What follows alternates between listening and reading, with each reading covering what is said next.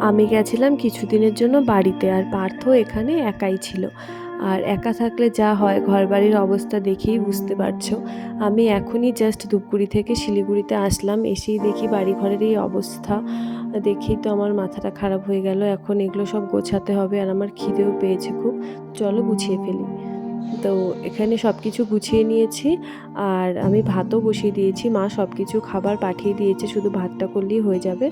ভাতটা হয়ে গেলে খেয়ে দিয়ে ঘুমিয়ে পড়বো, আর ভালো লাগছে না। বাড়িতে এসে খাওয়া দাওয়া করে ঘুমিয়ে পড়েছিলাম।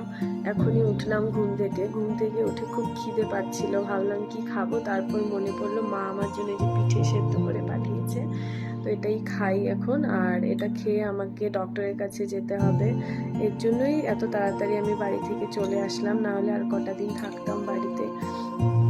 যাই হোক, এটা এখন খেয়ে যাই ডক্টরের কাছে, দেখি ডক্টর কি বলে। অনেকদিন থেকে শরীরটা ভালো যাচ্ছে না।